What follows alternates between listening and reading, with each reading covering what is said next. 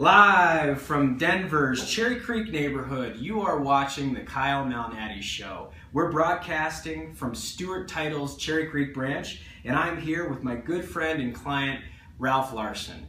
Thank you for joining us on the show today, where multifamily always matters. Ralph, welcome to the show. Thank you.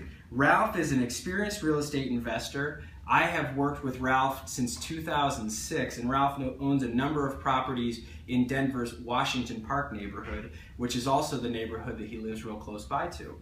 Ralph, thanks so much for being on the show. Ralph, what's your story? Why did you buy apartment buildings, and how did you get your start? I actually started in government mortgages and made some money in that. Took half of my winnings and moved into a mutual fund and penny stocks. And the mutual fund did okay, and I managed to lose all my money in the penny stocks. Oh no. And so that was the motivation not to do that again. And I took the money from the mutual funds and went shopping for my first rental. And I found a 2-unit older house down in Capitol Hill, just a couple blocks over from Cheeseman Park.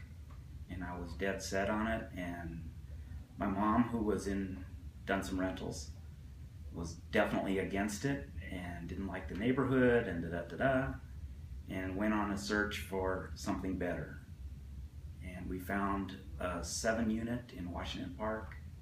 It was virtually the same price, and the real estate agent expressed that if one person moves out in a 7-unit, you got 6 more to help you make the payment. That's right. You've got economy of scale, and you know, the benefit also was that the property was pretty close to where you grew up. Yes. And do you still own the property today? I do. And when did you buy it? I bought that in 1982. And then, so 1982, you bought your first building. How long did it take for you to buy your next property? I bought the next property in 91, I believe it was. Okay. So it took you about almost 10 years to get that second property. And I've looked back and I've realized that I buy a property about every 10 years. Okay. Well, and that it's interesting for the watcher of our show here. You know, that's probably one of the major themes that I see from investors. We get people that will buy their first building, and there's a big learning curve. And so I want to make sure that I encourage you that if you've bought your first investment property already, it may take you 5 to 10 years before you buy your next one, and you're simply learning, you're getting better at what you do. And then what I see a lot of is people have bought one building, they buy their second, and then all of a sudden they jump and they buy 3 or 4 because they've really got a system figured out. Ralph, what are the factors that you believe have contributed to your success in real estate? Probably the largest success is you always need people helping you take care of the problems. And I've had the best people that I've called in that are willing to show me how to do it myself, and then call them when it's above my head. So I would say it's the people that you have support from. So good tradesmen, good contractors. Yes. And we were talking right before the show started just about the fact that you are a pretty handy guy. You do the majority of the work yourself. At some point, we'll show everybody your key ring there that's got all of your landlord keys on it. He looks like a warden. But what happens is I think that people assume that everybody just is handy from the day they were born. And you shared a story that wasn't true. That's not true. And I never hire anybody that wants me to leave and not watch what they're doing. And it's not like I don't trust what they're doing. I want to learn. Yeah. And I think the way you repay a repairman or whoever's helping you, you grab the heaviest toolbox they have and you carry it to their truck at the end of the day. Yeah. And that's what an apprentice does. Well, and it shows a real respect for what that person is doing. And I think tradesmen have gotten a bad rap that it's not a valuable or lofty type of thing. I mean, folks that really know what they're doing in electrical and plumbing and stuff, they're worth their weight in gold. And the fact that you're willing to help them out, even if you didn't know what they were doing, just say, hey, I'll help pick up all the scraps, I'll throw out the trash, I'll help pick your largest toolbox out as you bring it to the truck, and then you learned. And they would teach you things as you were going along, and then you could do it yourself. Right. And then if the work got over your head, you could always hire them back. That's right. Ralph, what are the things that you do differently than most real estate owners? And this is a pretty special story. I'm excited to hear it. Along the way, I realized that I came up working class myself. I know people have problems. I let people slide on late rent payments and get frustrated when it's all the time. But I realized along the way that I have tenants that pay the rent on time or early every month, and I wasn't doing anything for them. And I believe there's 3 reasons that somebody I'll feel comfortable if they leave my apartment. And one is if they find the love of their life and they get married and move on, that's great. Yeah. If you get the job of your dreams and you move on, that's great. And the third is if you buy a house and become responsible and take on all the woes of ownership yourself, that's great too. And I want to help people do that. And for the people that have paid the rent on time, I double their deposit back as part of their down payment. So if they've given you $1,000 security deposit and they've paid on time and they're doing all the right things and they're going to go buy a house, you basically have a 401 Ralph is what you, instead of a 401k, but you basically double that, and all of a sudden they've got $2,000 to go towards their down payment. Yes. That is so generous. And I think the perception is that landlords are these, capitalist, big businessmen in suits, and there are some that are. I mean, certainly REITs are run by big corporations, but most landlords are like yourself, Ralph. Good, honest folks that care about their tenants. You're okay if your tenants are doing the right thing and it causes them to move out, because you don't want someone to be a lifetime renter. No. Yeah. And I think that that's really rare for most people to think about. You assume that the landlord, especially as the rental market has had such big increases in rent, you just assume that it's all about the money, and it really isn't. It's about relationships, it's about people, it's about getting to know your tenants, and you have an impact in their lives. You absolutely do. And there's one tenant that we see often. He owns a local restaurant around the Wash Park area. He was originally your tenant, and you guys are still good friends. You go in and see him at his restaurant all the time. That's right. Yeah.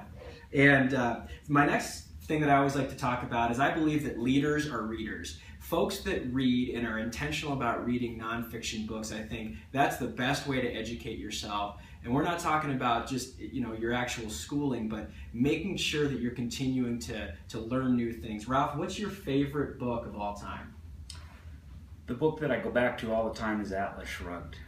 And I get so frustrated with government and the controls and corruption, and I just want to surround myself with people that are doing what they're supposed to do and proud of what they do and strive to do a good job. Good, hardworking folks that believe in smaller government, and if you do well, if you serve the marketplace well, people are going to continue coming to you. If you're a mechanic and you don't rip people off, people are going to continue to spread the word about, hey, that guy's a great mechanic, he doesn't rip people off, and all of a sudden your business booms. And same type of story we were talking about is just because you're in business doesn't mean that you're some big corporate fat cat. You're a good, hardworking guy, and I like that. And that book is by Ayn Rand, right? Yes.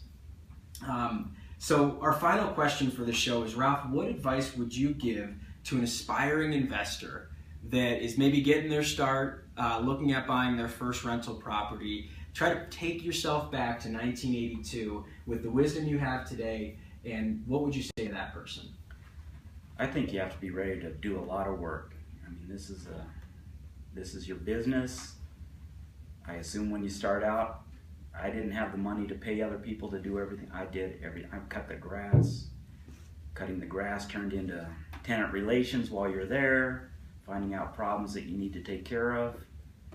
My property didn't cash flow in the beginning, so I was working 50 hours a week at my job to make the payments. But now I look smart. In the beginning, people laughed at me. So. Well, and the story that I love the most at the beginning, we didn't have a chance to talk about it too much, but you had some failure with your investing. You had half of it go, you did really well in the government bonds that you had bought, and then when you went into the penny stocks and the mutual funds, the penny stocks really tanked. And you said, you know what, I'm not going to quit. I'm going to continue to learn, and I'm going to find something that works. And the coolest thing about real estate is it's inherently local. And being inherently local, you can change things. You can make things happen. You can meet your tenants. You can have relationships with them. You can pre-qualify them. You can mow the grass. You can do all of those things. It's tangible. It's not some big corporation that you don't know what's going on and you can't control the outcome. When I started, I bought the first building in West Washington Park. I went to South High School. I knew the neighborhood. Yeah. You bought where you lived. I did. You knew exactly what was going on. And everything I bought after that was in the same neighborhood because I didn't want to drive across town to go fix the toilet. And how many units do you own now? I have 35 units. 35 units, and I would venture a guess that that'll be growing at some point, maybe in the next 10 years, because you've got some kiddos that are now adults. And you were sharing with me before the show started that you really believe in creating a legacy for your family and bringing it to the next generation, because your mom started it.